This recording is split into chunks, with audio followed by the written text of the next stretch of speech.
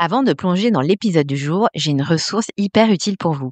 Si vous êtes freelance ou solo et que vous vous apprêtez à signer une mission avec un client, arrêtez tout. Avez-vous bien posé les bonnes questions avant de signer?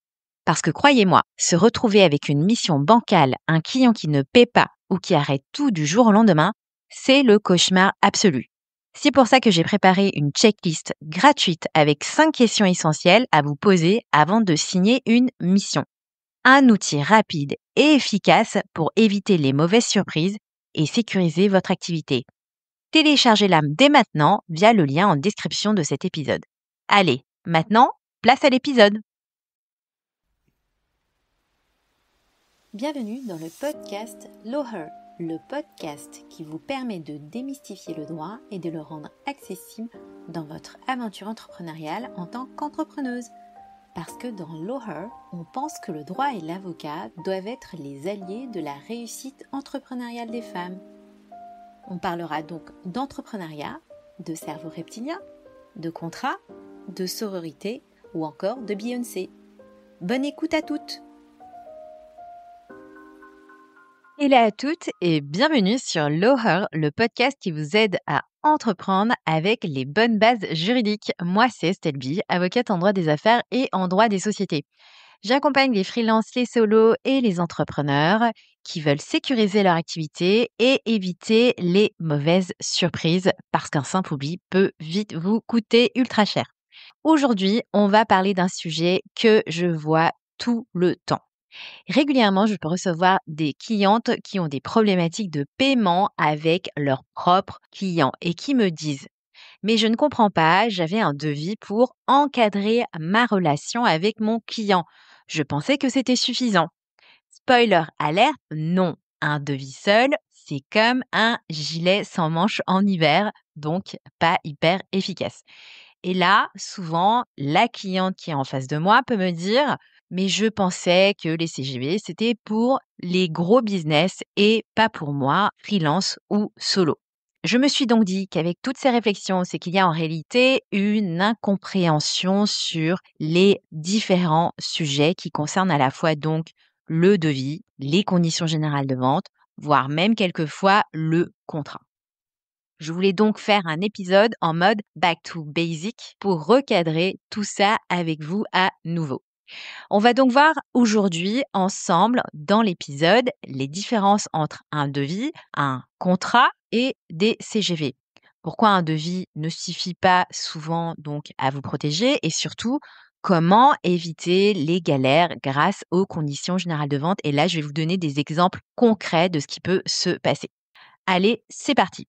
Première partie, premier sujet, devis, contrat, CGV, qui fait quoi exactement? On va commencer par poser les bases. Chaque document a évidemment un rôle précis. Le devis, c'est une offre commerciale que vous allez envoyer, vous, de votre côté, à votre prospect, futur client. Il détaille en général le prix, la prestation. Tant qu'il n'est pas signé, il n'y a pas d'engagement, il ne va engager personne. Une fois signé, il peut valoir donc contrat, mais souvent dans 80% des cas, il peut rester extrêmement limité et en réalité, on ne voit que les prestations qui sont concrètement fournies au profit de votre client et même j'ai déjà vu des devis dans lesquels en fait, c'était beaucoup trop light parce que disons que, en fait, en lisant le devis, on ne comprenait pas concrètement l'étendue exacte donc de la mission du freelance en question. Les CGV, donc conditions générales de vente, constituent quant à elles le cadre général qui va venir régir toutes vos ventes. Elles vont définir les règles du jeu entre vous et vos clients: paiement, annulation, retard, litige, propriété intellectuelle. Vous pouvez les joindre à vos devis et contrats pour couvrir justement toutes les zones. Le contrat, c'est un accord détaillé entre deux parties. Il permet de fixer des obligations précises, évidemment. Il est en général adapté pour des collaborations sur mesure. Mais il faut faire attention parce que quelquefois, le contrat ne va pas suffire. Et en réalité, tout va dépendre de ce qu'il y aura d'indiqué dans votre contrat.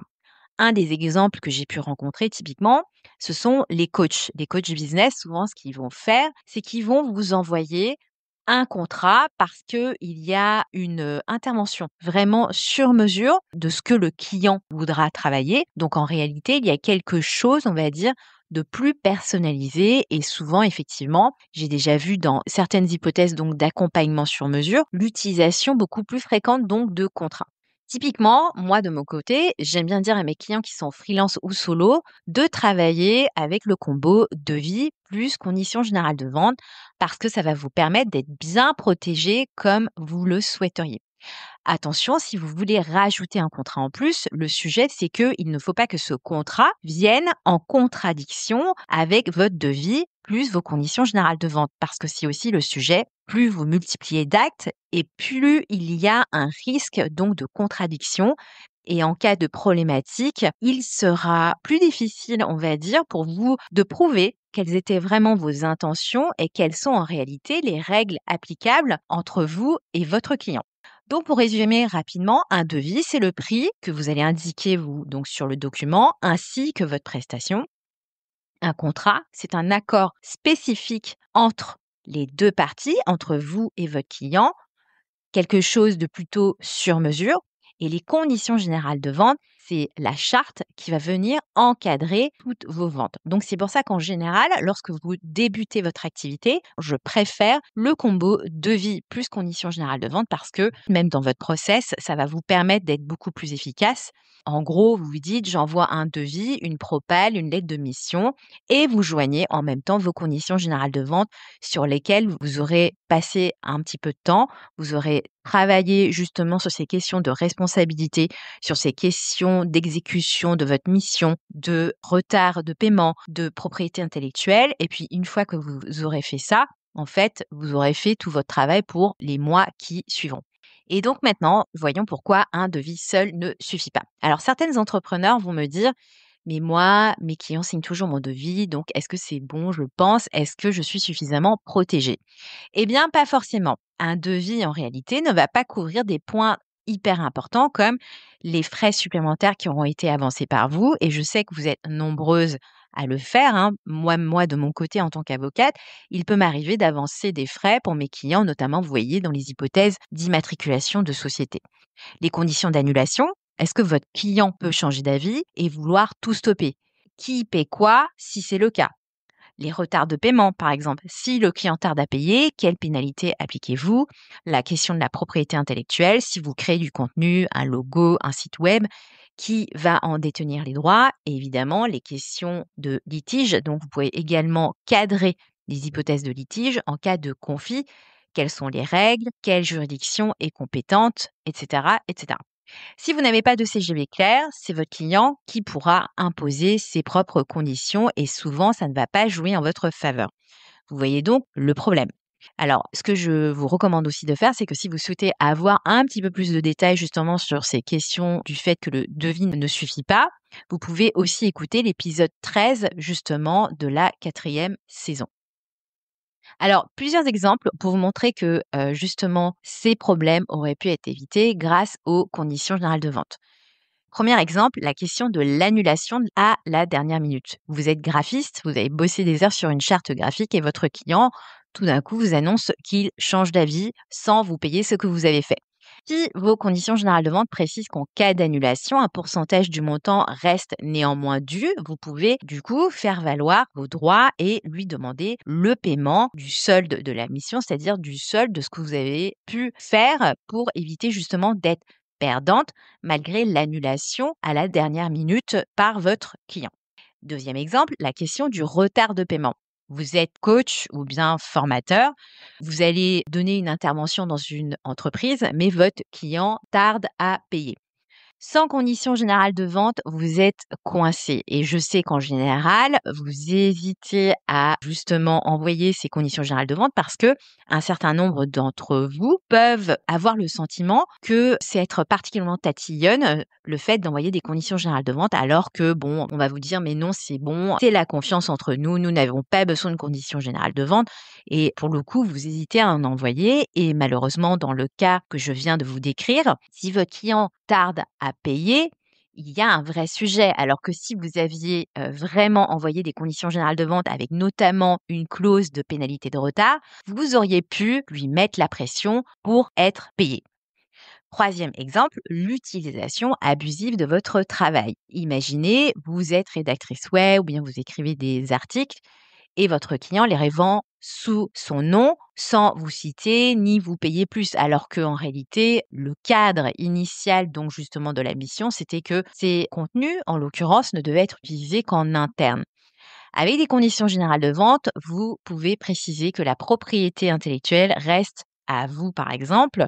Et pour le coup, votre client, dans le cas d'une autre utilisation, aurait dû revenir vers vous pour négocier d'autres droits. Sans conditions générales de vente, vous êtes vulnérable. Avec des conditions générales de vente, vous avez un filet de sécurité. Donc, j'espère que cet épisode vous aura aidé à mieux comprendre donc la différence entre CGV, devis, contrat et surtout de comprendre l'importance des conditions générales de vente. Si vous avez juste un devis aujourd'hui et que vous pensez être bien protégé, eh bien, je ne peux que vous recommander de revoir votre copie parce qu'un devis seul, c'est bien trop léger. Il faut à minima des conditions générales de vente. Par ailleurs, bonne nouvelle, justement, je vous annonce en exclusivité sur le podcast que je vais bientôt proposer des templates de CGV clés en main, spécialement conçus pour vous, entrepreneurs qui proposent justement de la prestation de service et plus exactement de la prestation intellectuelle. Si vous voulez sécuriser vos ventes et éviter les mauvaises surprises, restez connectés, je vous en reparlerai très bientôt.